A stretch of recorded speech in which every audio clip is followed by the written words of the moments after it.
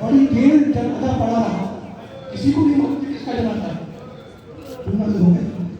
اور تیسرا جنازہ جب عاشور کے دن بچے نے آواز دی کہ چچا میری مدد کو آؤ، تو مختر کہتا ہے کہ گھوڑوں کی ٹانپوں سے جسم اتنا پامال تھا کہ حسین نے قدیم میں ٹکڑے اٹھائے.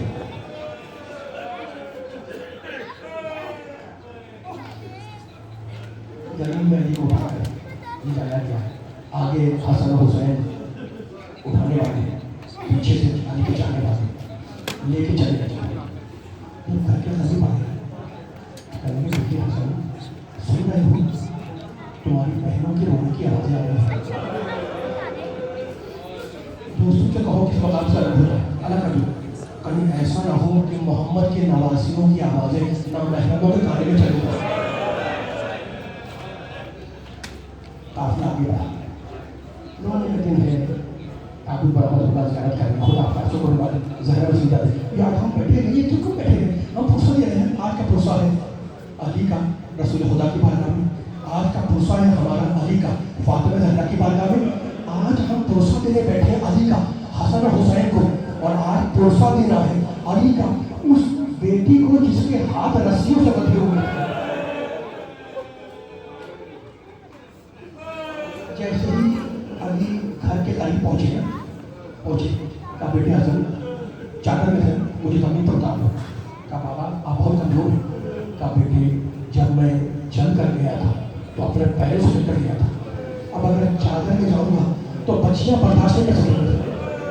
چادر سے اٹھ گئے، ایک ہاتھ حسن کے کندھے پر رکھا، دوسرا ہاتھ حسین کے کندھے پر رکھا. دروازے تک پہنچے. جب دروازہ کھلا تو سب سے پہلے نگاہ پڑی شہزادی زینب کی.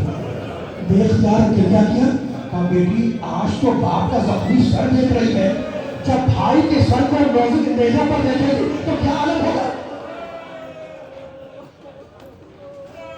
گھر میں آئے، 19ویں کا دن گزرا، 20ویں ماہ رمضان کا دن گزرا، 21ویں ماہ رمضان کی رات آئی جو گزار کے بیٹھے ہیں. آدھی رات کے تک جانے والے جو میرے دوست ہیں انہیں بلا کر لاؤ. علی کے چاہنے والے ان 3 راتوں میں پوری رات علی کے گھر کے چاروں طرف لگے گئے. بس 3-4 جملے پڑھ گئے، سیدانیاں پردے کے پیچھے چلی گئی. علی باہر گئے، علی کے حسن باہر گئے، علی کے چاہنے والوں کو بلا کر لائے. سنیے آگے آگے حجر میں اترے جن کی قبر شام میں آئے، علی کو سلام کیا اور علی کی شان میں مرثیہ پڑھتے رہے. علی نے مرثیہ سنا، علی نے مرثیہ سنا اور کہا حجر میری نگاہیں دیکھ رہی تھی کہ زمانہ تمہیں میری محبت کی صدا دے گا.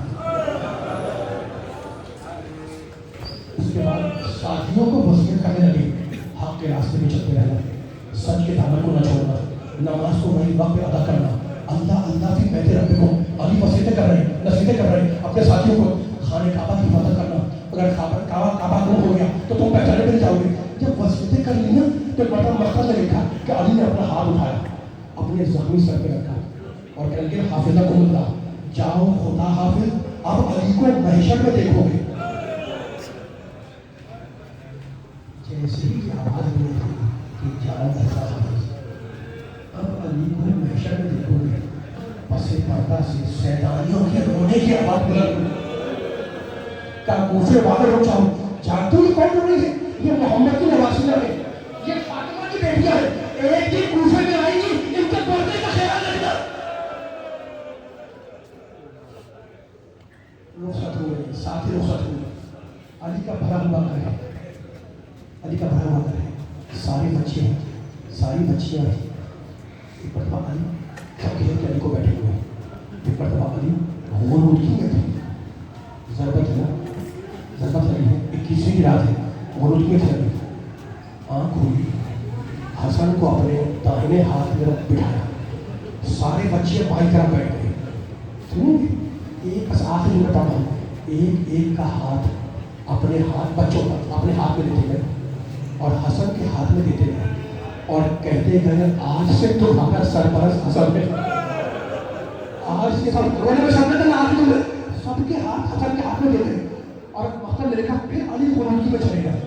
علی مختر کہتا ہے کہ اتنے میں علی کے کانوں میں کسی بیوی کی سسکیوں کی آواز آئی. اب جو آنکھیں کھولی تو دیکھا ام البنین اپنے بیٹے عباس کو لیے دیوار سے پیٹ لگائے رو رہی ہے.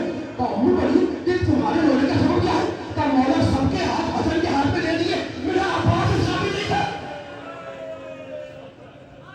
حسین کو بلایا, حسین کو تانے بٹھایا, آخر جو دے عباس کو بلایا, عباس کو پانی بٹھایا. پہلے عباس کو سینے سے لگایا, سنیں گے, عباس کو سینے سے لگایا, لگانے کے بعد شانوں کے بوسے دیے. بس مسائل ختم ہو گئے. میں نے نمبر چھوڑا. علی کا بیٹا عباس سمجھ میں آ گیا. شانوں کے بازوؤں کے عباس کے بوسے دیے اور ایک جملہ کہنے لگے. آپ کی آواز آ رہی ہے, خدا ان آوازوں پر رحم کرے, خدا آپ کے پرسے کو قبول فرمائے. سینے سے لگا کے کیا نہیں کرنے لگے, کہنے لگے عباس لا تشرب الماء قبل ان یشرب اطفال الحسین.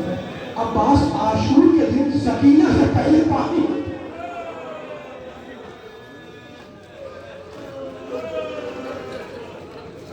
ایک ہاتھ میں حسین کا ہاتھ لیا, دوسرے ہاتھ میں عباس کا ہاتھ. سنیں, حسین سے پوچھا یہ کون ہے؟ کہا میرا بھائی ہے, میرا چھوٹا بھائی. عباس سے پوچھا یہ کون ہے؟ کہا میرا آقا ہے, میرا مولا ہے. عباس کا ہاتھ آخر جملہ حسین کے ہاتھ میں دے دیا. اور اب مختر نے لکھا کہ اشارے سے شہزادی زینب کو اپنے پاس بلایا. بس مجلس کا آخر جملہ, خدا آپ کے پوچھے آپ کے مرد قبول کرے. شہزادی زینب باپ کے سرحانے آ کے بیٹھ گئی. علی نے اپنا زخمی سر اپنی بیٹی کے کاندھے پر رکھا اور چپکے کان میں کچھ کہا. کچھ نہیں معلوم علی نے کیا کہا, لیکن اس دن پتا چلا کہ جب شہزادی دربار میں جانے سے پہلے زمین پکائی گئی. سرکار نے پوچھا بھابھی اما آپ کی بیٹی, کیا میرے بابا نے وعدہ کیا تھا کہ بیٹی ایک دن تجھے دربار میں جانا ہوگا, مت گھبرانا, میں ساتھ چلنے کے لیے آؤں گا. تو سرکار میں اپنے بابا کا انتظار کر رہی ہوں. یہ